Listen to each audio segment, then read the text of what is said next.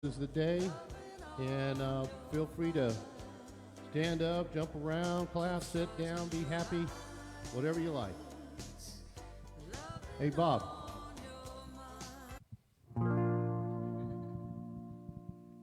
You're gonna do the.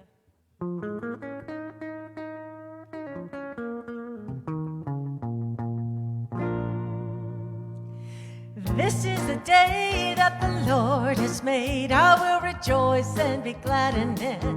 Sing that with us. This is the day that the Lord has made. I will rejoice and be glad in it.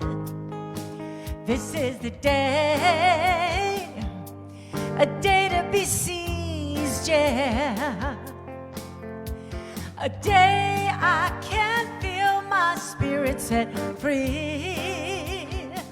Yes, this is the day. It's time to fly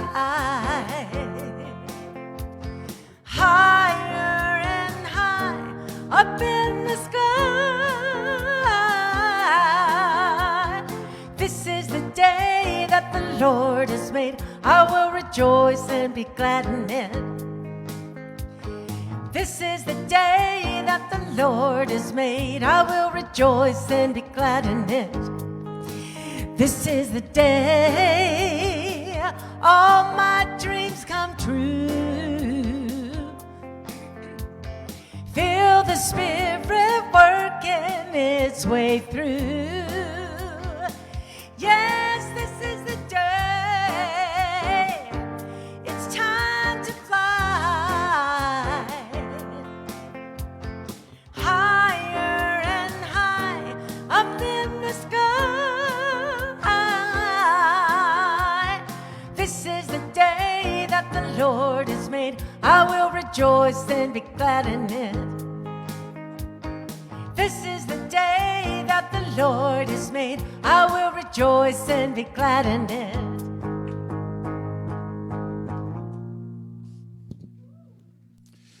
Good morning. Welcome to West Valley Center for Spiritual Living. My name is Reverend Clyde Goings. I'm the assistant minister here. I want to welcome you on this beautiful Sunday morning. We are all recovering, and I think a lot of people are home recovering from our wonderful Halloween party. We had a Halloween party last night, and it's been a long time since we've had a party, and it was a great time, great music, a lot of fun, beautiful decorations. So please join us for lunch or snack afterwards, because the fellowship hall is still decorated, and it was a wonderful, wonderful experience. So I only have one real announcement today. It's regarding a concert with the Sun City Concert Band and Women's Chorus. We have a community member that is in the band that plays, I think, a trumpet in the band. And anyway, so they're doing a Veterans tribute, Veterans Day tribute, Sunday, November the 6th at 4 p.m. And it's free. You have to bring your own chair. It's anyways, so that is available, or it is, where is it? Sun Bowl, at the Sun Bowl. Thank you, at the Sun Bowl. So I just wanted to make that announcement because it sounds really wonderful. All right, so we come together every Sunday to remember our truth, that we're whole, perfect, and complete just the way that we are. And then we share this with each other as we support one another on this beautiful journey called life. And so we are here to celebrate today and to celebrate each other. So I know that God is present right where we are. So let's start by saying our vision statement together. We are a loving, joy-filled community, honoring the many paths to God as we learn and live the science of mind principles. And so it is. So if you could just sit back, open up your hearts and minds for the Bradford's beautiful music and Reverend Karen's beautiful message. Thank you.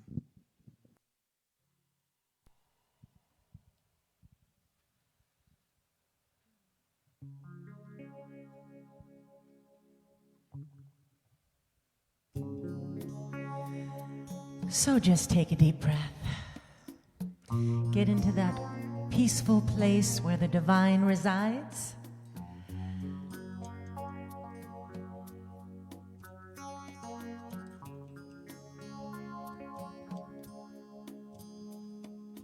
I will make a quiet place quiet place within my heart. I will wait upon the Lord, wait upon the Lord. Be still, my soul, be still. Be still, my soul, be still. Be still and know.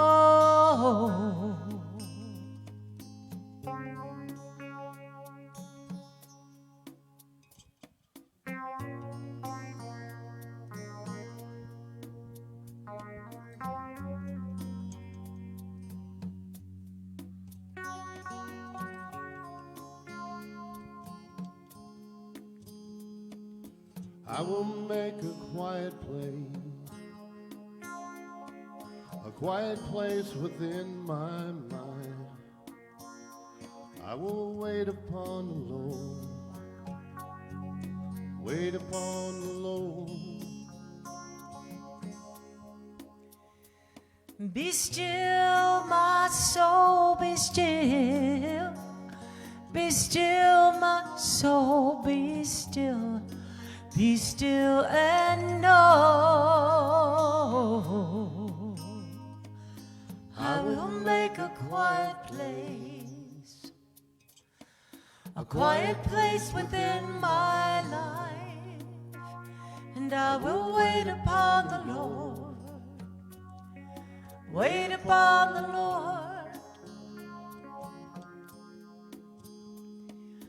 I will make a quiet place.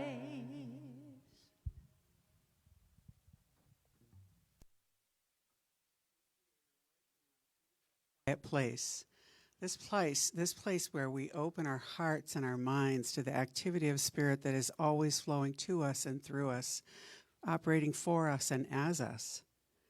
I know that here in this moment, that power is the power and presence that is indeed here in this moment, guiding, directing, and expanding this service to meet all of our needs.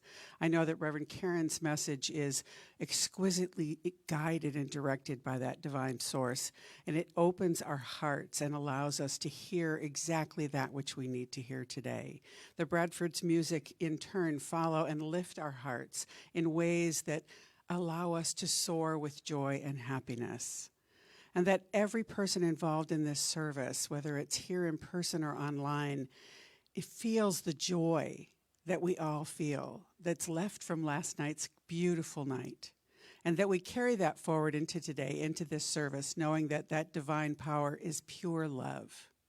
So I release this out into the beautiful synchronicity that is both love and law. And with grateful, grateful heart, I say, and so it is. So I laughed on my way out. You can see that there's a lot of flags on this book. It's one I use a lot in my life. It's called In the Flow of Life by Eric Butterworth. And it's from a chapter called Life Comes to Pass. Out of the legendary past comes the story of an Eastern monarch plagued by worries and harassed at every turn, who then called his counselors and wise men together. He asked them to formulate a motto, a few magic words that would help him in times of trial or distress. It must be brief enough to be engraved on a ring, he said. It must be appropriate for every situation, as useful in prosperity as in adversity. It must be a motto wise and true, and endlessly enduring words by which a person could be guided all his life. The counselors and wise men went away and debated and reasoned and prayed, and finally they came back to the monarch with these magic words. Words for every change, for every chance, words that fit all situations, words to ease the heart and mind in all circumstances. The words that were engraved on the ring were, "This too shall pass away." Life is a flowing experience, and the only certainty is change. In fear and in greed, in joy and in happiness, in sadness and in sorrow, there is a human tendency to hold on. When life is equated with things, with relationships, or with monuments of fulfillment, the threat of loss and change is too much to endure. Thus, the discovery of the flow of life is the greatest awakening of consciousness that we can achieve. So just take a moment, allow yourself to see all of that flowing life in every way. So it is. Okay, so we took a song and kind of changed it a little bit. Bob, could you bring the house lights back up there?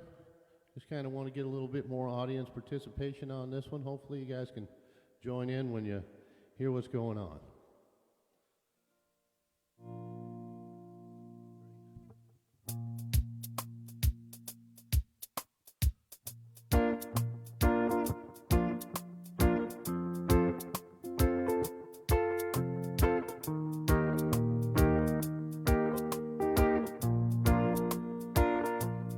I have faith. I pray faith. I choose faith. I am faith. Okay, sing that with us. I have faith. I pray faith. I choose faith. I am faith. When I trust and I let go, I know all is well. I have hope. I pray hope. I choose hope. I am hope. Okay, sing that. I have hope. I pray hope. I pray hope. I choose hope. I am hope. When I trust and I let go, I know all is well. I have love. I have love. I pray love. I choose love. I am love. Let's do that again. I have love. I pray love. I choose love. I am love. You are love. You are love. We are love. All God's children are love. We are love. You are love. All God's children are love.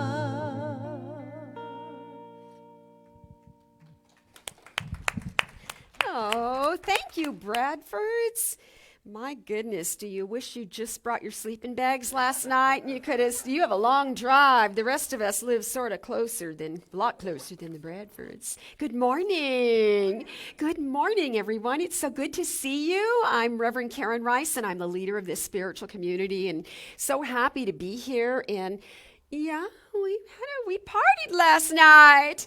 We must have danced a lot because I kind of feel it in my body. It's like, how do you sing and then get up and sing for church in the morning when you got a gig the night before? I don't know how you do that.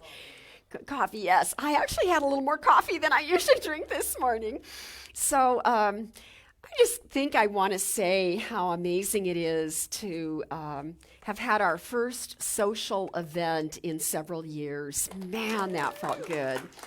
And I do not remember seeing that dance floor more crowded, and there were people dancing all night long. I don't know how you got them out there, but even early on, it was Adrian and Robert, I think, were the first ones out there, and then Deborah, I don't think you ever left the dance floor, and yeah, we had a very good time. Food was absolutely fabulous, and it takes a lot of people. And you know what's funny is the people that work the hardest are all here today. People that just partied are watching online. Hi, you guys, in their jammies or however they want to present. So yeah, we have some good stuff going on. I wrote a talk to go with Halloween, and I usually encourage everybody to dress up on I call this Dress Up Sunday, but we did so good in costumes last night. Woo, were there some fun costumes. We went all out on costumes, so I just wore a little hat and gave you all a break so you didn't have to so you could be the real you today. But the title of my message is themed around this idea of fear, because Halloween is the best kind of spooky fear, where we sort of welcome the playfulness of being scared and walking around fear. And in fact, the title of my message this morning is Boo! Just because I could. So, when we look at spiritual principle, what we know is that spiritual principle provides tools for us to deal with the things in life that scare us. And the more that I contemplated everything that I'm about to say, the more that I realized that I think fear, if you look at why we get scared, it's designed to protect us. It's designed to have us be attentive to anything that might be threatening. And so the spiritual aspect of dealing with fear is to get our focus away from what's scaring us and back into truth, or back into focusing on God. And that's sort of what I'm going to talk about today, and how that fits metaphorically with the physiological fear that we experience in our bodies when we get frightened. So today it's a safe place to be scared. Don't be afraid to be scared today. Church is the place that we come to have our demons cast out. So it's okay if you still have a few demons hanging around. By the end of the service, gone. They will be gone. So I was thinking, I'm not going to ask you actually to share, but I want you to think in your own personal mind of a time where you think you were about the most scared you've ever been, in that spooky sort of way, not because of a real danger or physical threat, but that kind of scare that happens, something scares you, and later you realized it was just stuff you made up in your mind. So think about it. Can you think of a time when that happened to you? The time that came to my mind in my own experience is a day where I was sitting on my patio and I was reading, and it must have been this time of year where when that sun comes out and it warms you, it feels really good. We wouldn't say that in July or August, would we?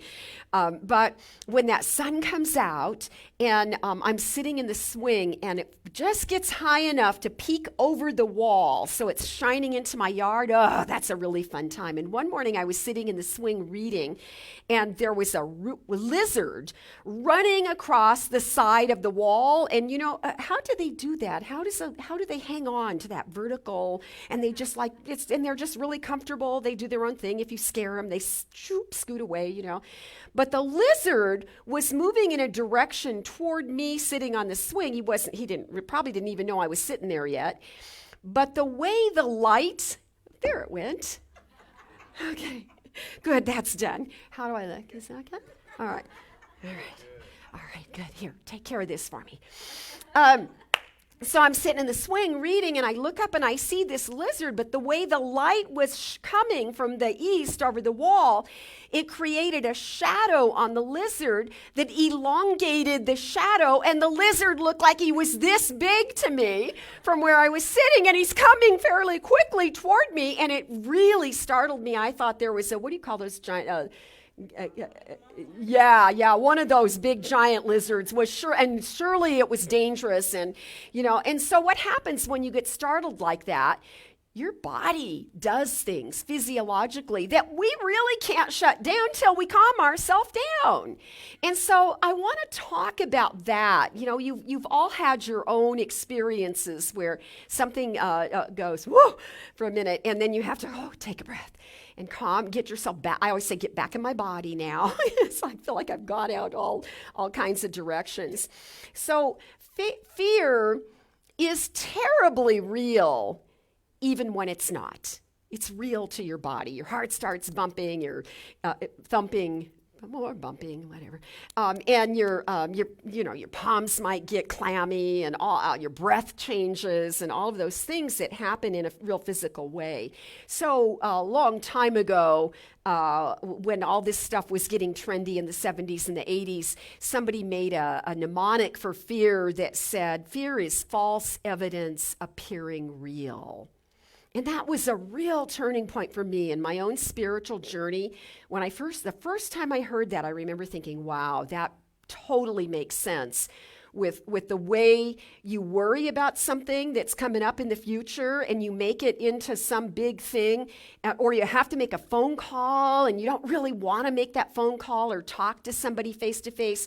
But then when you do it and you get on the other side of it, you realize it wasn't that big a deal, but we make a big deal out of stuff that doesn't usually happen to be because we're making up all that false evidence in our minds. And that's really what the mind does.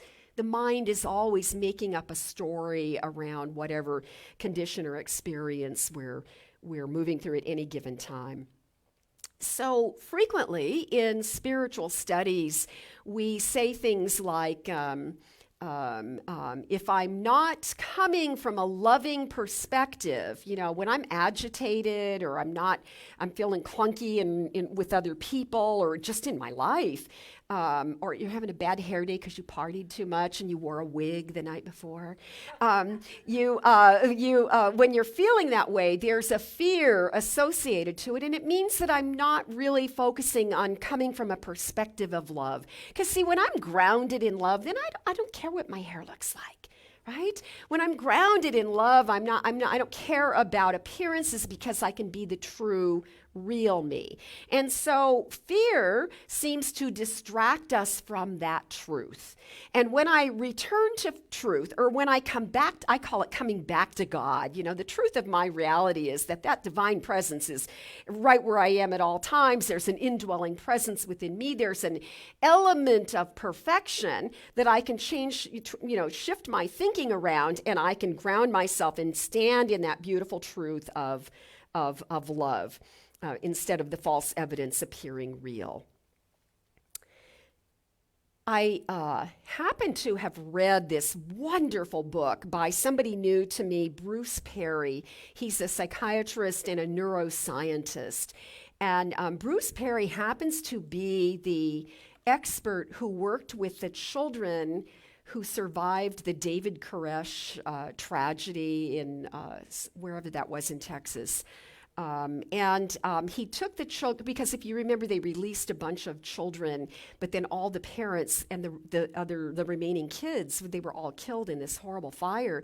And so Bruce Perry was the key man that they called in to begin working with helping these children heal from this terrible experience they had been through. And he did amazing work. And the results of that work now have given us good information to use as we step forward. But I read this wonderful book during the pandemic, somewhere in the middle of 2021. I was probably sitting on the swing looking at lizards, now that I think about it. In that book, which is a really easy, I thought it was a really easy understanding of all the brain science that's so popular right now.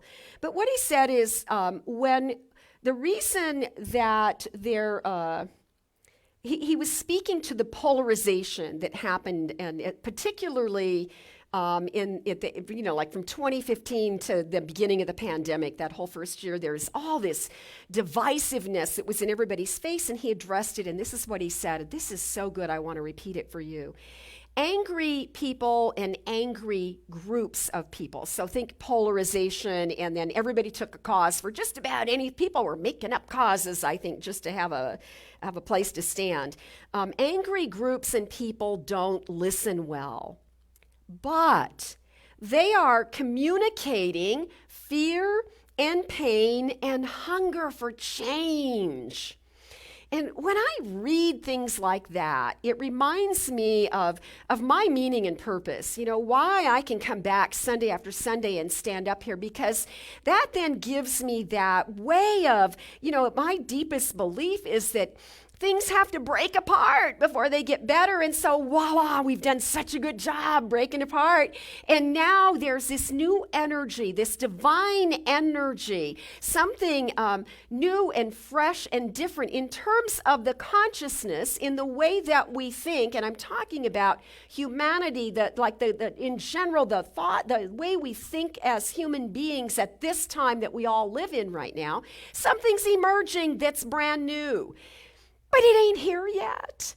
So we don't know for sure how to describe it or what to say about it. And so each and every one of us is doing our work just to put one foot in front of the other. And yay! We want to keep doing that. That's the only thing that matters, is that we keep moving forward. It's this too shall pass. Great. Somebody famous like Wayne Dyer, might have been Wayne Dyer, said he kept that in his wallet at all times. And so when something really awful would happen, he could pull it out and read it. Yes, okay, I remember. This isn't going to last forever. It's going to pass. But then when something absolutely wonderful would happen, he would pull it out of his wallet and he would read it again and say, and I remember that this too shall pass. See, it's the accumulation of all that movement in life that is the culmination of all of our experience that makes my life. But then we throw us all together. It makes all of us as a collective. It speaks to our lives. Dr. Holmes, Ernest Holmes, the founder of this teaching, said once that the first step to overcoming any fear is to concede that God is for us. The first step in overcoming any fear, we go to God. We go and we remember, we question ourselves, what do I believe about God? And I believe that God is good, that God created all things. I believe in all the omnis, the all-powerful, the almighty, the ever-present, and you mix it all, the all-knowing, and you mix it all together and you see that which created life, God, is for us. Everything in the universe supports us, and sometimes we forget that. We get sidetracked because life is like that. And so we come back to that, and that's the first step to overcoming fear. And what a beautiful, specific remedy for us to use. But you can't deny when you're scared. That's the step right there, because a lot of people will go, yeah, but I'm not afraid. Well, yeah, but you're not exactly in love. You're not exactly reacting to life from a stance of love, a loving response either. So that's the way I take that line. There's a line in the Course in Miracles that says, only love is real. And so I look at my life, and if something's really got me agitated, rather than judge or blame somebody else for how I'm feeling in the moment, I don't always do this, I'm the first to admit it, but when I'm practicing what I know, I will take that and go, oh, wait a minute, girl, you are not standing in love right now. Okay, could you? Sometimes I can change my mind, right? And sometimes I can't. And then I accept that and I move on because it'll pass. The way we define fear from a spiritual perspective is misplaced faith. One of the definitions in the Metaphysical Dictionary says fear is faith negatively applied. It goes on to say, fear is faith in a power that opposes our good. That's why you will never hear a New Thought minister speak of the devil, except symbolically, right? That's why we will never hear a metaphysical spiritual leader address any idea of a real place called hell. Because that's personal. You get to make your own relationship with those religious ideas that come from all the world's religions. And why do we have them? Because all of us are trying to make sense out of whatever era you happen to live in. We're all sort of in the same boat trying to analyze it. So I think that the message, the core of what I want to say this morning is that with spiritual deepening, with a desire to exhibit a certain level of spiritual maturity, we want to be willing to look at what scares us. right? We look at the shadows in life. Like the elongated shadow of the lizard looked pretty scary for just a second or two. And then when my vision clears, I can see there's nothing really for me to fear in that particular situation. So it's not about being courageous. It's easy for us to look at other people and think, wow, there is a courageous person. But and maybe we need heroes in that way so that we have hope in our own lives to be a little braver than we believe we have been. But the thing about courage is, in order to have courage, you first have to have been scared. Right? So, so fear isn't a bad thing. Fear isn't something that we are trying to overcome. I was thinking while I was writing this message that in a way it's almost attractive because it's a really strong pull to spiritual ideas or a return to God or a return to love, any way you want to look at it. So the shadows in life are necessary. Ask any artist. You know what? None of the artists are here today. That's interesting, except you guys. You guys are here. But the artists that work with color or photography or videography, you know what artists are really, really aware of? Light and shadows. And they have typically, they have an innate understanding. Well, even musicians, I guess, you deal with the highs and the lows and the contrasts in music, right? And even the spaces. Okay, we'll talk later. It's so easy to get distracted. Yeah, you're welcome. But you showed up, so, you do deserve a few perks. So the artists really notices light and shadow. I'm not an artist, but I've taken a few classes, I've done dabbled in oil painting. I love watercolor, but I'm not an artist. I don't even really understand color and light. But what I notice is after I've taken a class and I'm driving home, I'm at a stop sign and I look down and I can see a weed on the street, but I don't see the weed anymore. I see the colors and I see the light and I see the shadows around it, because that's the way you're working when you're painting or drawing or using that. So what the artist knows is that shading adds depth. Shading and using the shadows intentionally creates dimension, and it helps us see things. It's the contrast. Think of it as the contrast. So in spiritual practice, we do not deny the shadow.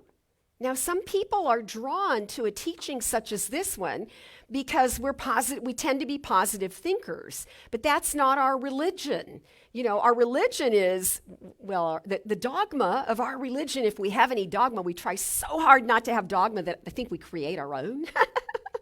But that if we had a shadow side, it would be that we like to bask in the light so much that we sometimes deny the beauty that comes from the contrast, or the way that every situation, every little pit that we've been through in our own journey has added to the fullness of who we are at some point, that we sort of blossom from that in the same way nature does that.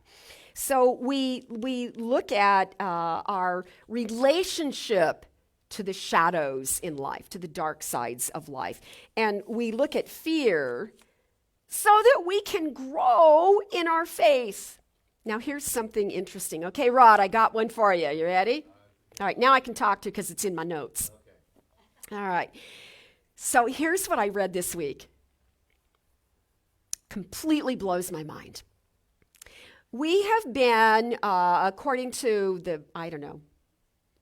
who are the evolutionary scientists? Who would that be? The physical, I don't know. Who decides how old people are? How long we've been around? Paleontology, I don't know. I don't know. I didn't look it up. I'm sorry. I was busy yesterday. Okay, here's what the experts, how's that? Have decided that we human beings have been being human on this planet for 250,000 years. I'm guessing it's an estimate. Obviously they don't know exact. 250,000 years people have been walking this earth. But here's the interesting part. In that time period, 99.9% of that time, we were hunters and gatherers. 99.9% of that time. Does 99.9, that leaves 0.1%? Is that what happens then? 0.1? 0.1, huh? I had 0.1, and then I thought, I don't think that's right, because that would be a tenth. 0.1. Oh, he did it with authority. I believe the musician in the corner. I did. In fact, I was addressing you specifically.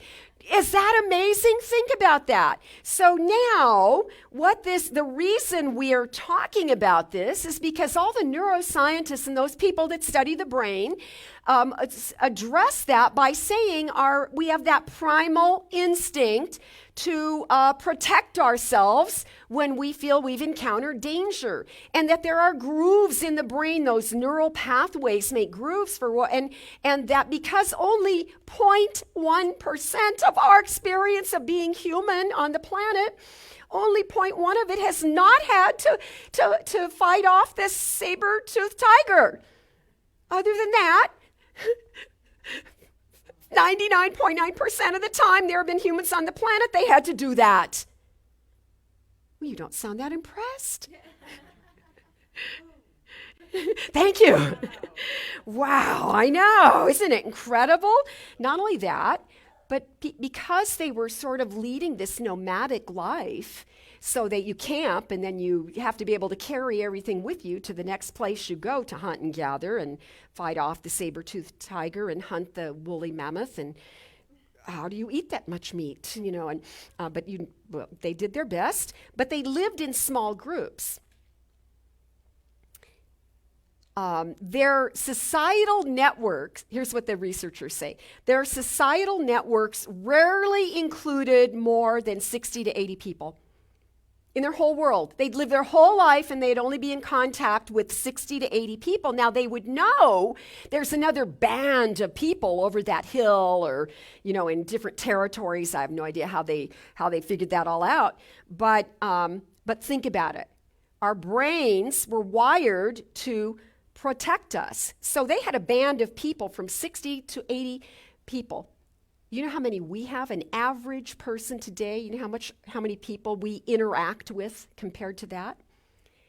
80,000 people in a lifetime. We will have interacted with 80,000 people. Some people put it much higher. And that does not include social media, which then takes us into, I think it said about 42 million people.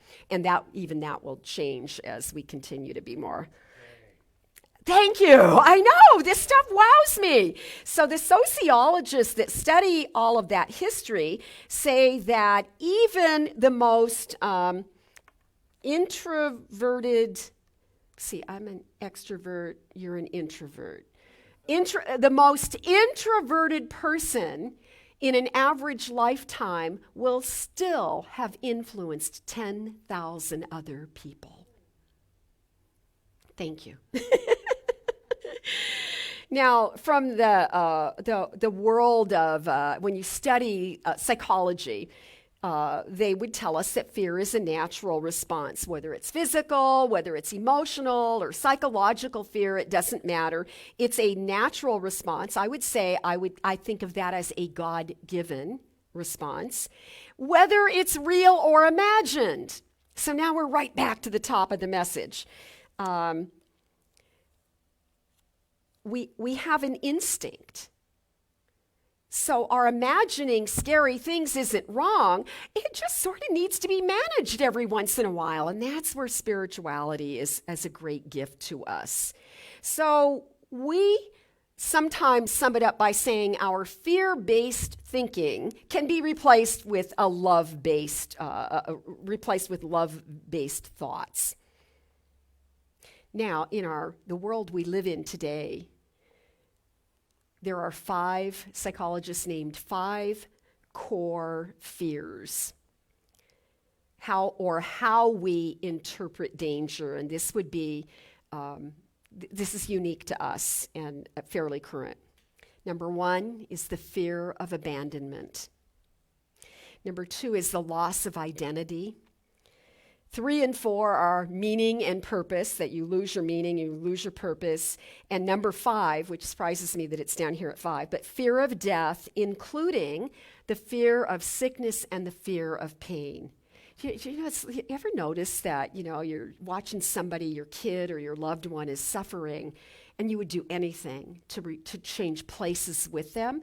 The experience is not as bad as what we imagine when we're watching it, and the same with any difficult circumstance a loved one goes through. And I was thinking, abandonment, identity, meaning and purpose. Wow, 50-year grieving widow. I went through all those things this year. I think it's really remarkable that I was at a party last night. Who would dream with no identity and no meaning and purpose and feeling completely abandoned? It's like, wow, we're pretty good at recovering. This too shall pass, right? And then even if you don't want to, one day, here you are, dancing on the dance floor. Dr. Holmes worded it very in his own way in a simple sentence that I like very much. He said that he sums it up by saying it's the fear of our inability to overcome our problems. Our great fear is just that we feel that we're afraid we might not be able to get over our grieving, or we might not be able to get over that financial loss, or we might not be able to get over that messy divorce, whatever it may be. But here's a quote from Dr. Holmes that's quite good. What is going to heal us of this great fear of life? And then he answers his own question. We can learn to see that any fear of what tomorrow might bring rests in whatever it is we're fearing today. Let me read it again. We can learn to see that any fear of what tomorrow might bring rests in the very thing that we fear today. So we look today.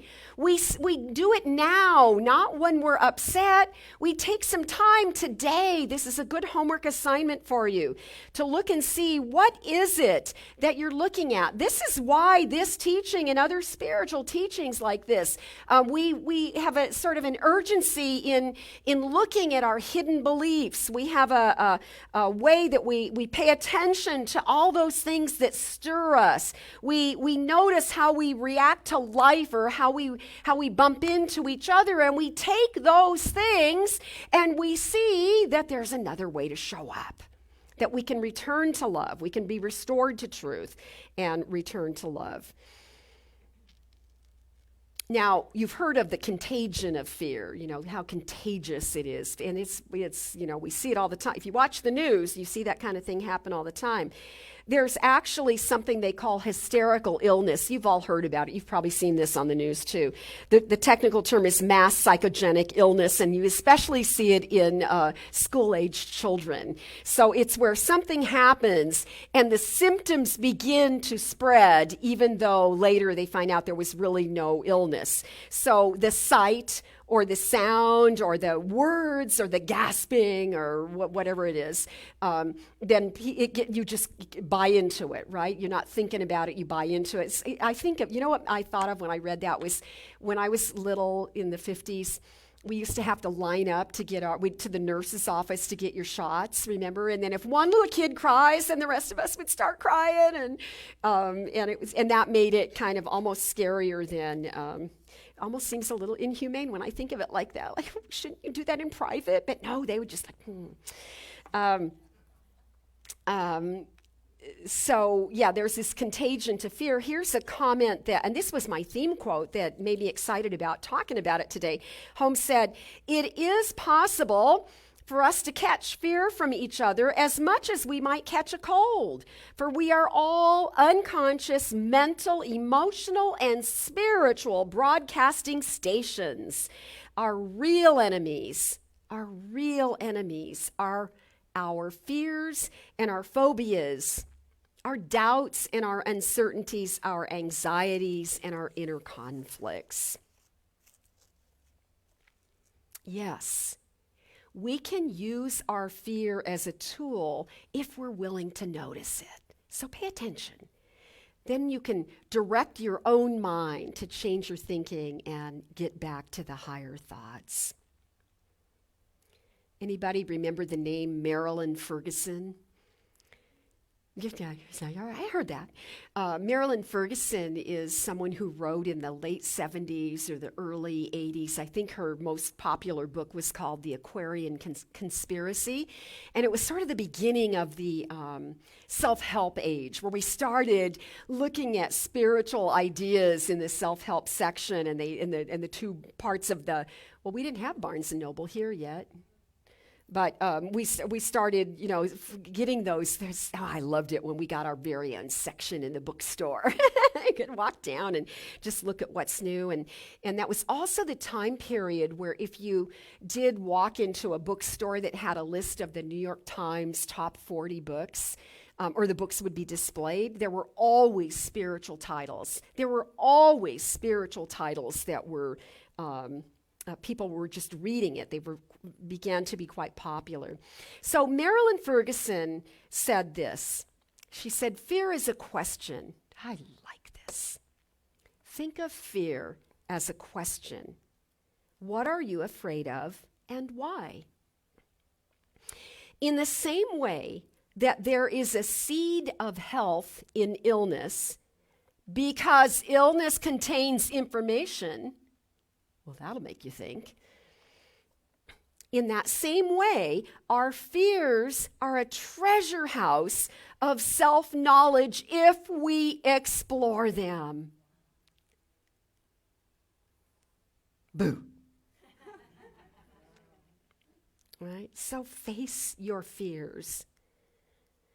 Because your fears are rarely what you have imagined. Last night, I came to the party, and man, you really, even if you don't go eat, although we do have some really good food in there, you have to poke your head in there before you leave because it's incredible. We had this decorating team, like I have never seen this place so fun. And when you walked in that front door where the skeletons are sitting in those chairs, it was way more dramatic. It was like, I wish they would have left it exactly the way it looked. Except it was better at night once it got dark. But there was those two skeletons were like, oh my gosh, and this scary it looked like a bad little boy who was a zombie or something. He's scary, and he was squatting down. It looked like he was ready to, and when I walked in that door, nobody was sitting at the ticket table. I got here kind of early, and I walked in, and first I started laughing, and then I was waiting for one of those to be a real person. You know how they do that in those scary places? You go on a haunted house tour, so I wouldn't, but people do. And I really thought, I was waiting for somebody to scare me because it was so eerie when you walk through that door. And so, yes, we imagine things. And I laughed, and there I stood in the foyer. Or is it foyer? Foyer? Foyer? Raise your hand if you think it's foyer. Raise your hand if you think it's foyer. Okay, I'm just saying, Reverend Clyde. That's a pretty even split. However, I did go home. Reverend Clyde and I had a little discussion last night publicly over the proper pronunciation. So I got on the internet this morning knowing I was going to try and tell that story. And I thought I should check for the correct pronunciation. But more importantly, I looked to see if I could find a synonym that was easier to say than either of those words. I couldn't. There are other words, but they're, lobby, they were boring. So anyhow, either is correct. Although foyer is becoming a more proper Western way to pronounce it. I guess I'm more European than I thought I was. So what we imagine, really, I could feel my heart beating like, somebody's going to scare me now. Get braced for it, And it was just really well done. We had such good decorations. So if I look back at that mnemonic for fear, false evidence appearing real, there are a couple more that have been added through the years. You're probably familiar with them. They're not new. But sometimes with fear, we just want to forget everything and run. Just forget everything and run, because that's the fight or flight in us, right? It's like, run, saber-toothed tiger, 0.1%. I haven't figured out we don't have saber-toothed tigers anymore, but I'm going to run anyway. But here's the one I want to leave you with this morning. This is lovely. A really perfect mnemonic for fear is face everything and rise. Face everything and rise. And that's what I wanted to say today.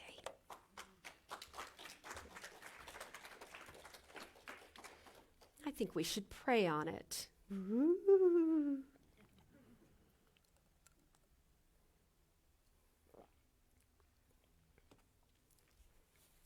Did we throw you for a loop, Bob?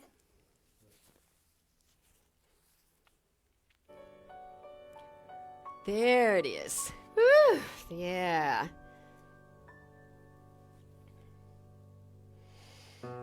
Oh, just take a nice, deep, cleansing breath and be here now.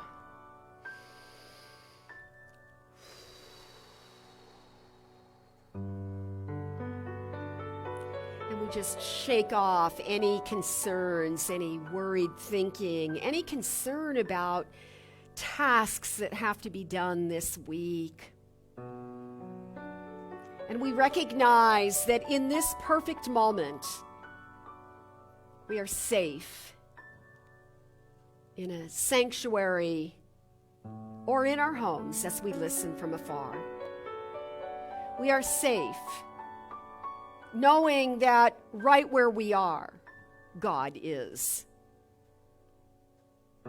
So we breathe the essence and fullness of Spirit itself. We breathe that in until we sense a quickening within us that reminds us of the indwelling presence of God. That we are never alone, that we indeed are unified with this essence of love and truth and beauty and joy. It is a wisdom that we carry within us, a deeper, finer truth that is refined, to expose greater light, to eliminate the shadows, to remind us that indeed we are one with that infinite presence. That we have been created in the image and the likeness of life that is connected and interwoven, each thing with the next thing. I feel the love of God within me. And I know that it is a strong and deep and firm truth that abides at the very center of every human being. In fact, every living thing. Every sweet little pet that we have in our home, every lizard that climbs on our wall, every blade of grass, every flower, every cloud, that life itself is divine and that this universe is created to support us.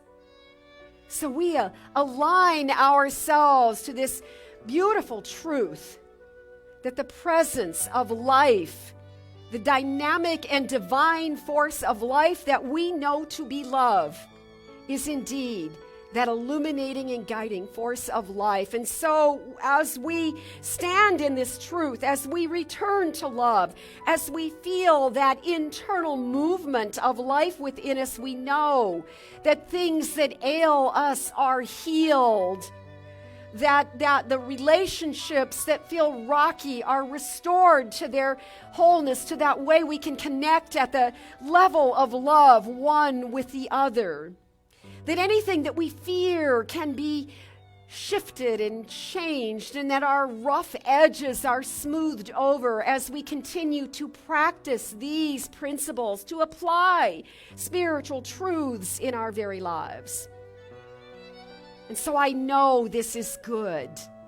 I know that this is a profound sense of goodness that is ignited within us so that we might open ourselves today, right now in this very moment, to receive the grace of God pouring and streaming into our lives. We become vessels of this good, so that the power in the universe that is greater than we are freely expresses in our lives today, tomorrow, in the days ahead, in all of our affairs, in the details of our experiences, and in the lives of our loved ones.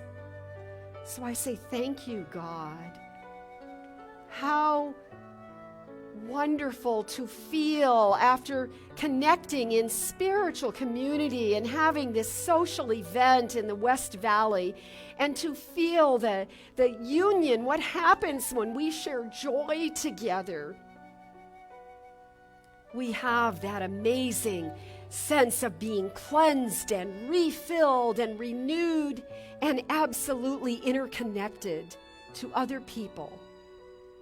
And so we are supported, yes, by this universe. Yes, we are sourced by all that is spirit itself. And we have each other. For this and so much more, I am so grateful. And I release the words of this prayer now into that divine law that always responds to us affirmatively. I release it and let it be, and together we say, and so it is. Amen. Amen. Grateful, grateful, grateful for all the love that I have. I am so grateful, grateful, grateful for all the love that I have. Everywhere I look and every face I see is love reflected, shining back to me. I just give thanks for all these simple things, the joy and peace that gratitude brings. That's why I'm grateful, grateful, grateful for all the love that I have. I am so grateful, grateful, grateful for all the love that I have. All right, thank you, Bradford. So now is the time to celebrate the abundance of our lives, the abundance of our community, and how we come together and celebrate that abundance. So let's say our giving affirmation together. I live in a consciousness of good. Divine love blesses and multiplies all that I am, all that I have, all that I give, and all that I receive. Thank you, God, and so it is. So I just want to remind you that we don't pass around the offering plates, and so we have tithe box in the back of the room on the way into the food hall, into fellowship hall, and also in the bookstore. So you can fill out your tithe there and just drop in the basket. We would definitely appreciate that. And I also want to remind you that if you would like prayer after service, you can come up front here and a practitioner will pray with you. So thank you very much.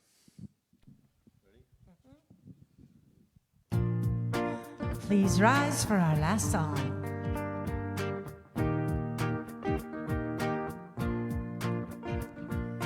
Oh, oh, oh, it feels so good to be alive. Sing that. Oh, oh, oh, it feels so good to be alive. I ain't thinking about my problems. I'm living now. I'm living now. And I ain't gonna worry about the future. I'm living now. I'm living now. So put your hands up if you feel like having a good time. Put your hands up if you're sharing love with all.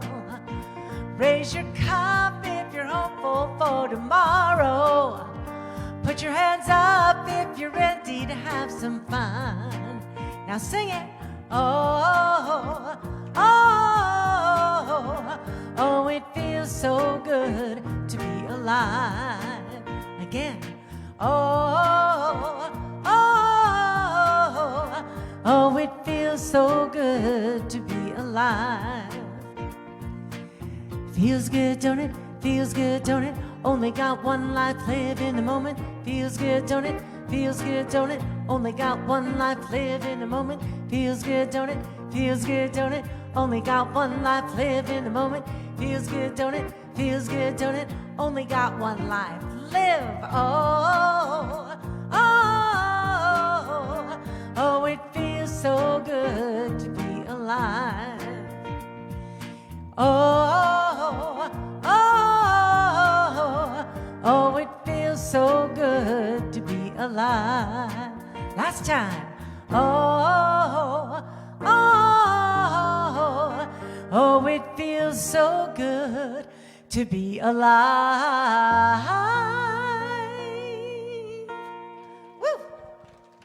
All right, feels good to be alive. So let's say our closing affirmation together. When I feel fear rise up within me, I lean into my faith, and I know that I am loved, supported, and guided by God. And so it is.